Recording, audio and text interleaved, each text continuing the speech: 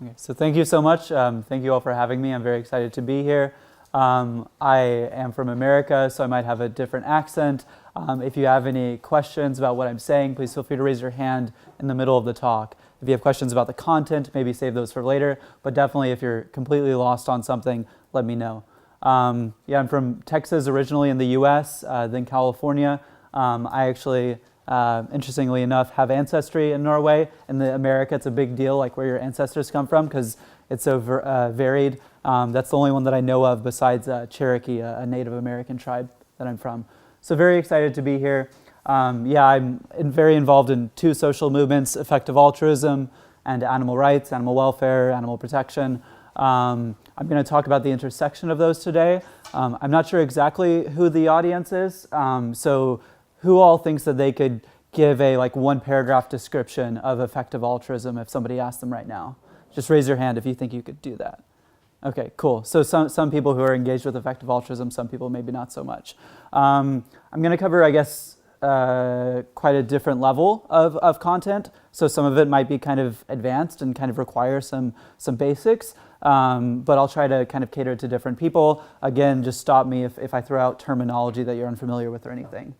So to start off, just for fun, this chicken is actually, her name is Snow. She's my chicken. I'm about to go see her in California again. I haven't seen her in quite a while, so I'm excited to do so. She was rescued from a battery cage farm, so an egg farm where they have very tiny cages that the animals are confined in California, rescued about 2 years ago.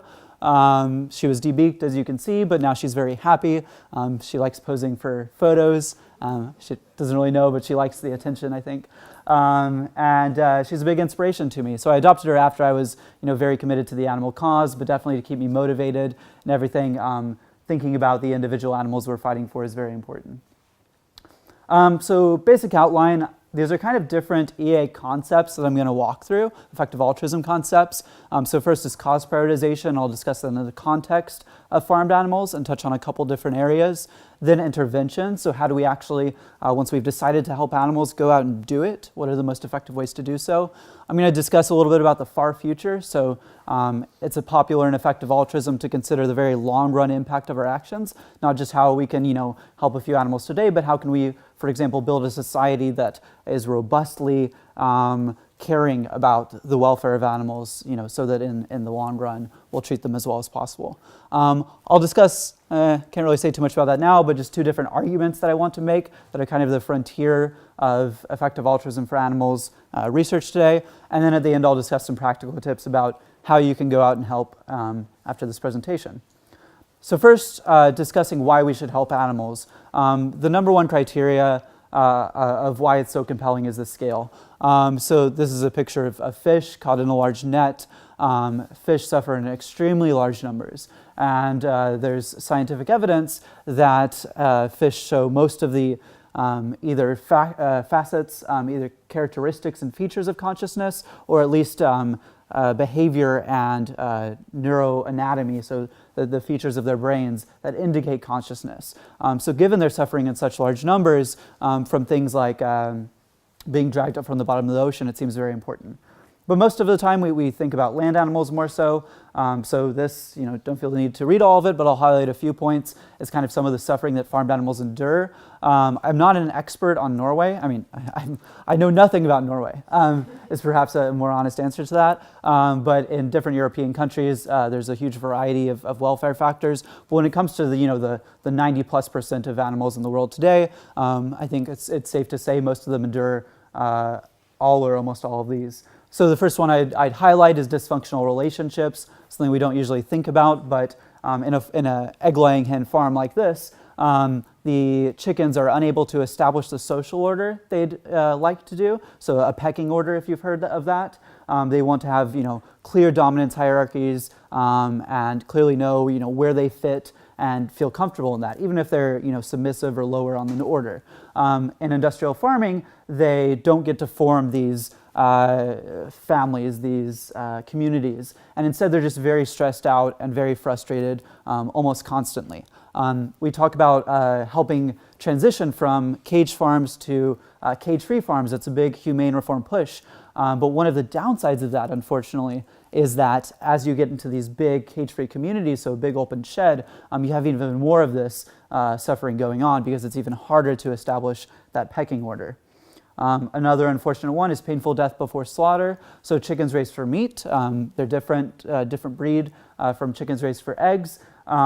They can suffer from, cardiac arrest because they're growing so quickly because we want them to produce so much meat that their hearts just fail and they die before they can even be slaughtered. And then, of course, as you see below, others witness those animals' deaths and get stressed out, all sorts of bad things.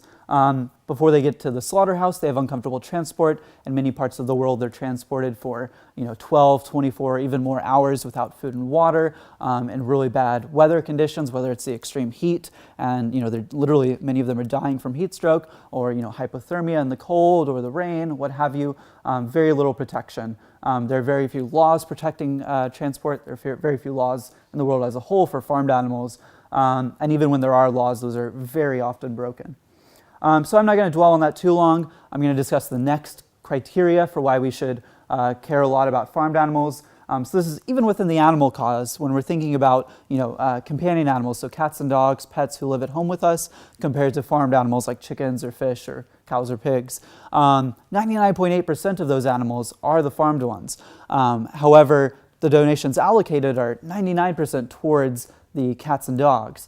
And this misalignment, this poor distribution of resources is both very bad. It means there are lots of farmed animals suffering, but it's also a huge opportunity. It means that as thoughtful do-gooders, as effective altruists, we can come into this and try and help correct this balance in the system.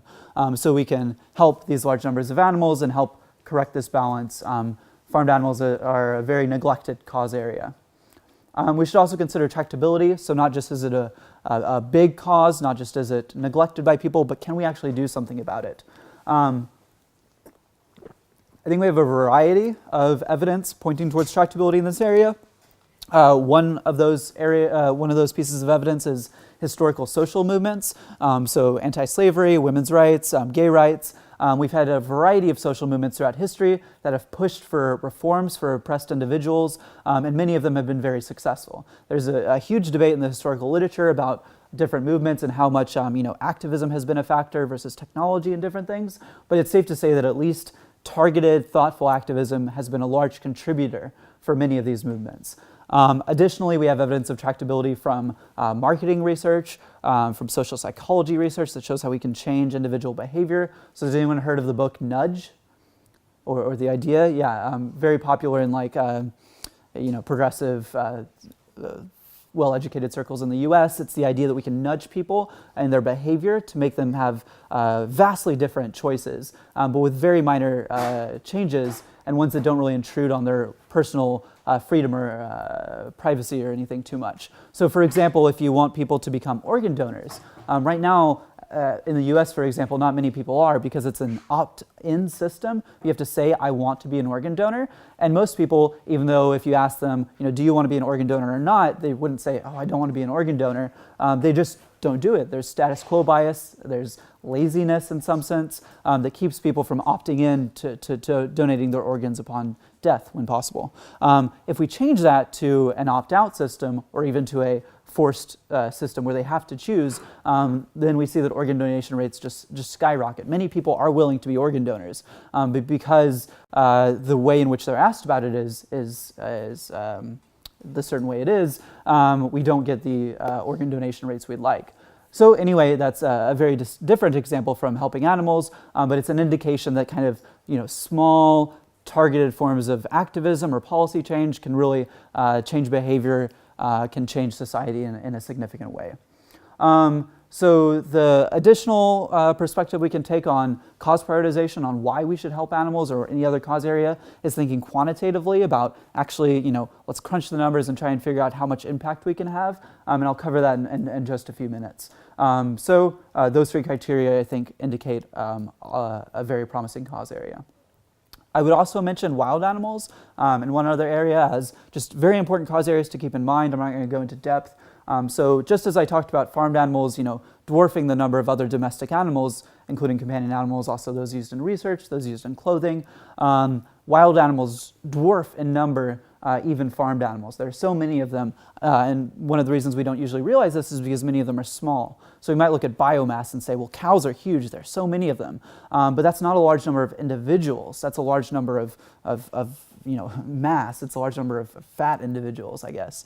But wild animals, there are so many of them, and they're suffering in really significant ways. This is both human-caused. So, for example, grain agriculture, whenever they have these large combines rolling through a field, they'll harm a large number of wild animals. It could be from pollution, but it could also be from natural causes. So there's lots of starvation and illness and other issues in the wild. And it's unclear what the tractability of this is, how much of an impact can we actually make. But for now, at least, I think we can consider the area, we can do research, figure out if there are safe interventions to help these wild animals. So people have already been doing this to some extent for human reasons. Of course, those aren't the reasons we always want, but for example, they've done mass rabies vaccination to keep rabies from spreading to household pets. And this has reduced the rabies incidence in wild populations, which has presumably, people haven't looked into this a lot, increased their welfare significantly. So we could do something similar, but actually for the welfare of these animals, for the individuals themselves who matter in their own right. Additionally, legal personhood. So there have been initiatives in the US and elsewhere to get actual rights for animals, specifically for primates. They've also considered cetaceans like dolphins and elephants. But for these charismatic creatures who we have a pretty clear case that they have thoughts and feelings and desires and interests like we do. And we can get them really fundamental legal protection that can just transform the way that they're viewed by society. So throughout history, I was talking about those previous social movements, we've been able to push various oppressed groups through this legal barrier between things like this table or this computer, and persons like you and me. And by pushing them through, by pushing these primates through and other individuals, we can reform the system for helping animals. This is kind of speculative, and it's kind of a long-term intervention from an EA perspective, because we're really counting on that to then spread in the future to the very large populations like wild or farmed animals. But it could be very significant just because of how transformative of a paradigm shift it is. So if we're thinking about interventions, and actually from this quantitative perspective, how much good we can do through various areas, I want to discuss what kind of evidence we can use to figure out which of these are most effective. So first, we can directly observe things. So we can directly observe when an animal advocacy group targets a company and tries to get them to change to cage-free practices. This is something we can see with individual outreach. So I can hand out leaflets to people and ask them, did you change your mind? Maybe if they're a friend of mine, I can ask them a few months later, are you now vegetarian and helping these farmed animals? This is really good evidence when we have it. Unfortunately, we don't have it very often, so we have to do things like experimentation. So if I'm handing out leaflets, I can't just observe and follow every single person I hand a leaflet out to and see what their behavior changes to evaluate the effectiveness of that intervention. Instead, I can do a sample. So I can run an experiment where I hand out leaflets to some people, I don't hand out leaflets to other people, and then this randomized group, a few months from now, I ask them what their diet is, or I measure their diet by looking at grocery store data or something like this. This is the same way you would run an experiment in chemistry or biology or something, and we can potentially use it to inform understanding of the effectiveness of these interventions. So actually, just a few hours ago, a new experiment came out in this field, which is really exciting. There aren't many of these, looking at showing news articles to people online that had, here's some advocacy that's going on. It's people are campaigning to get consumers to reduce their consumption of animal products. This is exciting. You should be excited about it. And then later ask these people about their consumption of animal products. And it indicated that there was a significant effect. It did persist, that these people were not only changing their attitudes in the moment, but actually changing their consumption down the road. That's the first statistically significant and methodologically robust animal advocacy trial to date, I think. So it's really exciting, and anyway, I just posted about it on Facebook before this talk. So really cool. It's an advancing field, and we're getting more of this evidence. We can also learn from history and case studies, like those social movements I discussed, also previous campaigns we've ran. Let's say we've done something for animals used for their fur. We can then translate the lessons from that to animals used for food. Finally, we have general psychology and sociology, which I'll discuss with an example. So this was a study that was done on hotel towel reuse. So we want people, when they're going to hotels, when possible, to reuse their towels. This saves energy, this saves, reduces environmental damage, it even saves cost to the hotel themselves. And we can convince people to do this by giving them an environmental message, which is just symbolically represented on the left. Tell people about that environmental benefit and tell them they should reuse their towels. But we could also take another approach, and this is what they did in this experiment. They told people that many other people, 75% of people in the hotel, are also reusing their towels. They mentioned the environmental benefits but didn't go into depth, and then looked at what sort of behavior change these people had. And if you're familiar with books like Nudge and this kind of social psychology literature, you can guess that people aren't very rational, they aren't listening to the actual facts, they don't make as much change in that situation. In fact, they make about 10% more participation in hotel towel reuse when you just tell them other people are doing it. We're social creatures. They actually went a step further in this study and told people, not just people in the hotel are reusing their towels, but people who have stayed in your specific hotel room are reusing their towels. And this is not useful evidence. People in our hotel room are not, experts on hotel towel reuse. But the effect went up even further, went up to about 49-50%. So we can translate this evidence to helping animals. For example, we can, when we want people to go vegetarian or vegan, we can use messages like this. So this is an online advertisement ran on Facebook, just shows up in your news feed, telling you Ariana Grande, who's a famous singer, is leaving meat off her plate. And you should watch this video to see why. This uses the same social appeal, so potentially it could be really effective. But we actually want to crunch the numbers on this, and we've done so. Of course, there's a lot of speculation involved and a lot of uncertainty, and we can get into this in the Q&A if people are curious. But we get something like 1 to 12, wrong slide, sorry, this isn't converted. 1 to 12 years of factory farm suffering spared per dollar.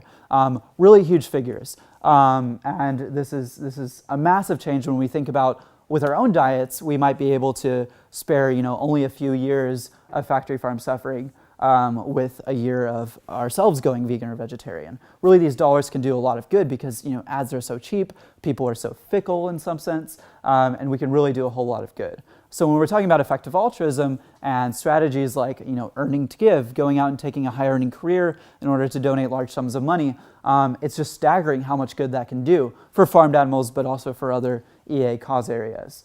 Another intervention I'll cover is welfare improvements. So we discussed a little cage-free reforms, getting people to switch their policies. They're doing it in other areas. For example, slowing down the growth of those chickens raised for meat so they have less cardiac failure and less of these issues. Of course, this isn't reducing all of their suffering. It's by no means the solution, but it's a step in the right direction. And this, we've also crunched the numbers. This is more robust. It doesn't involve as much speculation because it doesn't involve individual behavior change. And we get figures like this. 12 to 25 years of factory farm suffering spared per dollar. So this is, just really staggering if you think about it.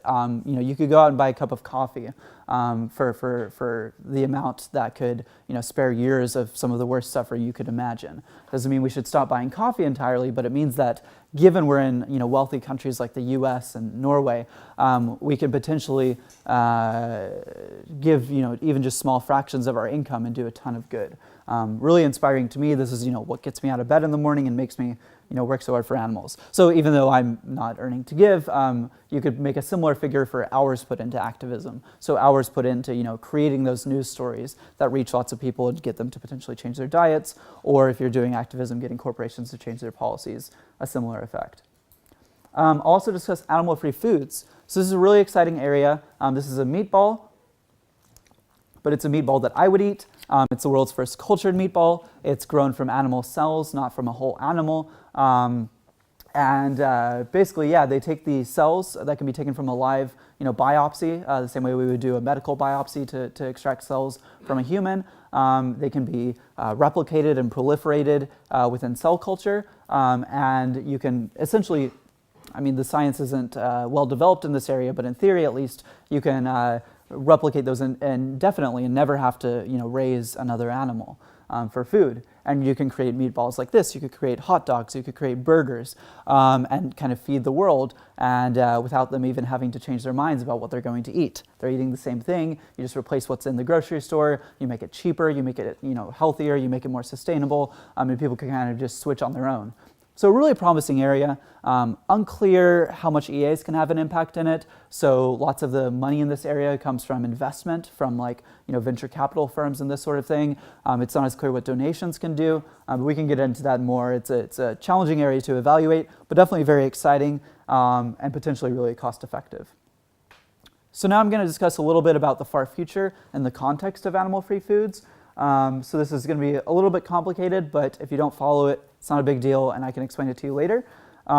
So if we think about technology, so creating those new cultured meatballs versus social change, convincing people to eat those meatballs, to go vegetarian, to go vegan, what have you, we face this trade-off where technology seems a lot better because you don't have to change people's minds. It's potentially really high leverage.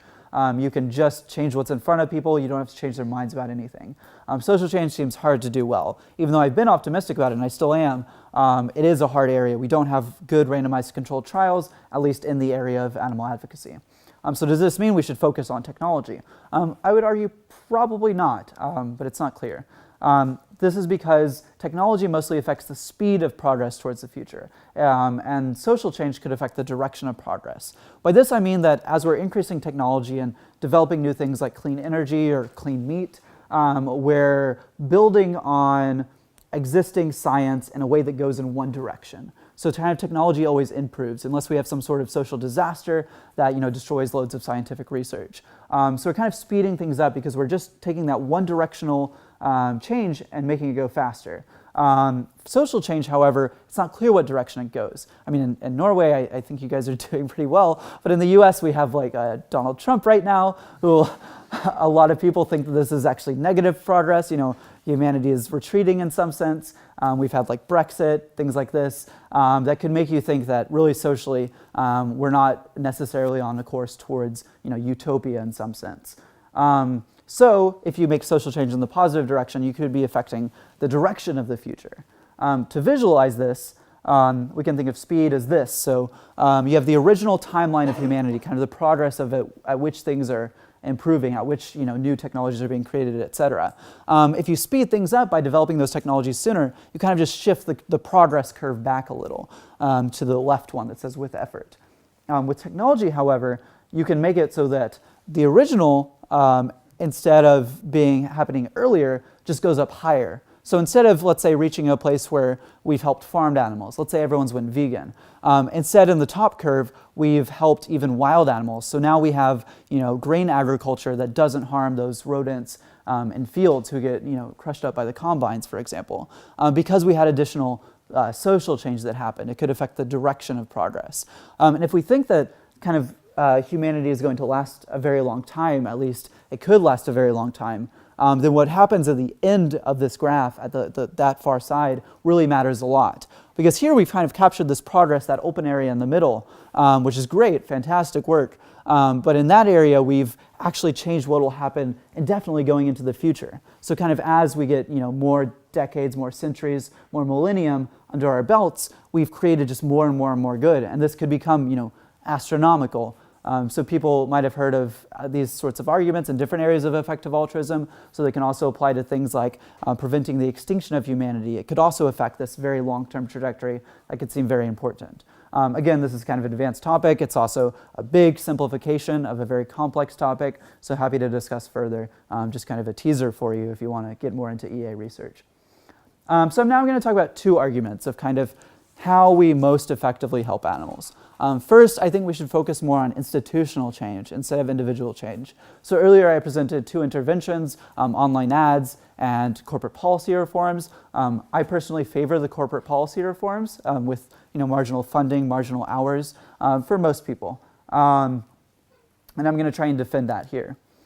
So first, I think there's historical precedent for this institutional approach. When we've looked at past social movements, for example, attaining women's suffrage or fighting against human slavery, we've seen that they've tackled it as an institution. They've said, Our goal from the get-go is to abolish slavery. Maybe we have an incremental step like abolishing the slave trade, but we're not doing it by creating, one by one slave owners who now don't own slaves. We're not doing it by one getting people to stop buying slave-made goods. There's actually an example of this in the U.S. movement, and it touched on some other areas where anti-slavery activists tried to get people to just stop buying slave-made goods. It was called the free produce movement. And this was seen largely as a failure by the movement itself. So it happened in about 1840 when it was developed. William Lloyd Garrison, a very famous abolitionist, came to a convention saying, here's my free produce wool coat. You should all adopt the same policy and start buying free produce goods. William Lloyd Garrison, about 10 years later, came back to people and said, no, this was actually not very effective. It's not the best use of our resources. We should stop doing this. And this could have some similarities to the kind of go vegetarian, go vegan approach that we mostly see in the animal movement these days. Of course, there are differences. Again, this is just talk. It's a big simplification. There's also a lot of historical precedent in environmentalism that I could talk about later. Second thing for institutional messaging and institutional approaches is that it avoids the collapse of compassion.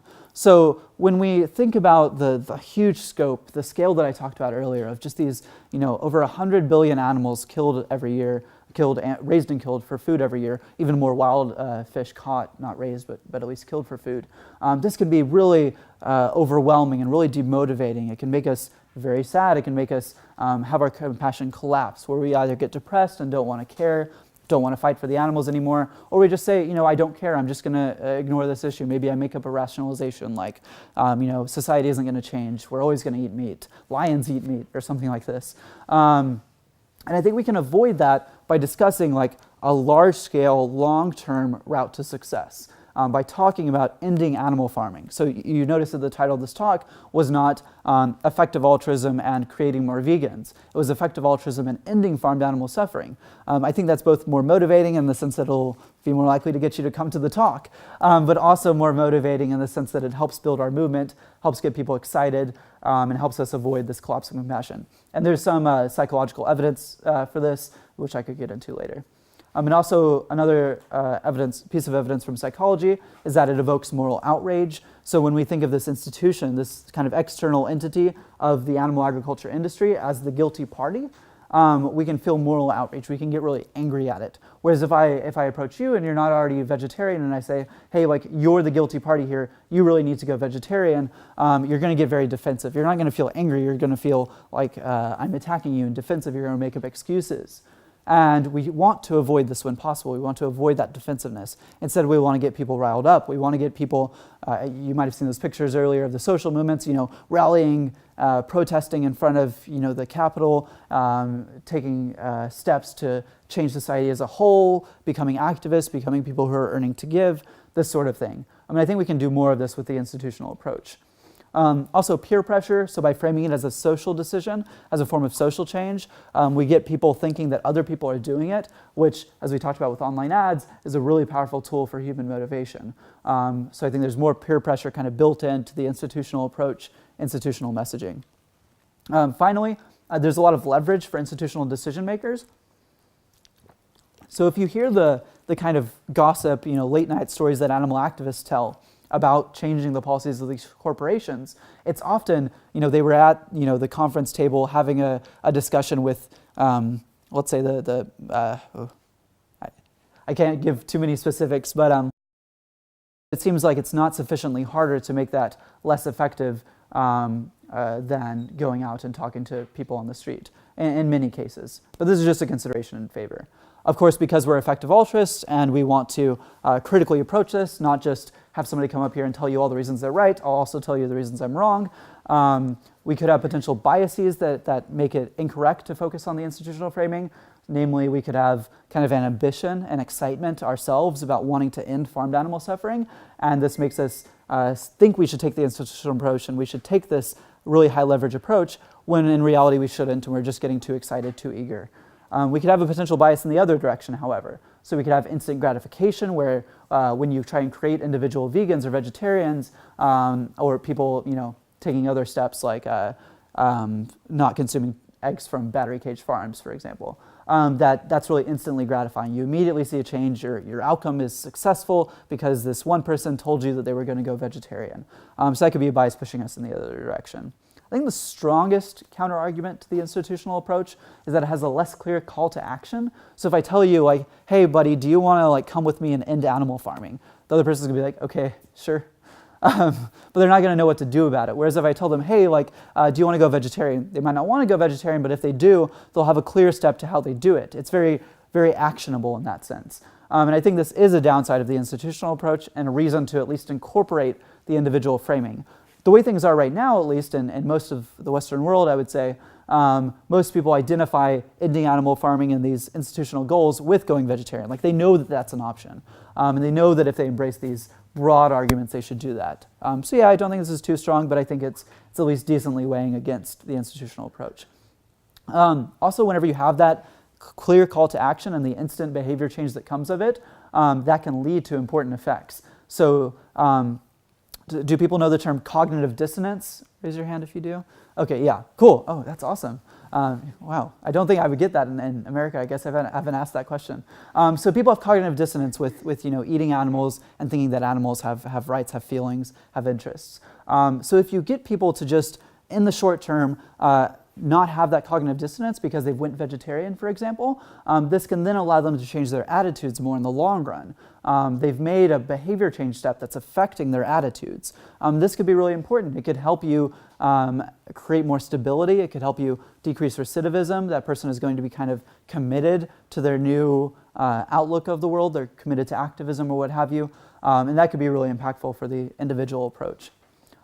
Finally, the institutional approach affecting these high leverage decision makers usually needs to be done in large chunks. You need to tackle an entire corporation, and maybe just the animal movement, or at least the vegan movement, or whatever you want to call it, is too small right now to really hope for this institutional change, at least on the scale of ending animal farming, or ending it in a country, or having 50% change in the consumption of animal products. So maybe what we should be doing right now is just creating more individuals, more activists, more vegans and vegetarians who can then be a support base for the institutional change in the future.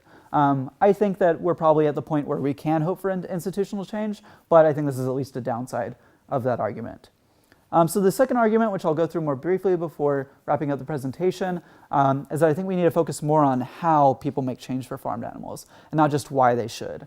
So my evidence for this, and I'll explain more what that means, is that whenever you're having media reports and you're having people who get leaflets and these sorts of things, they often say they think they should go vegetarian, they think there are compelling arguments, they know about farmed animal cruelty, they've seen an undercover investigation of a factory farm, but they don't know how, or they don't think it's realistic for them.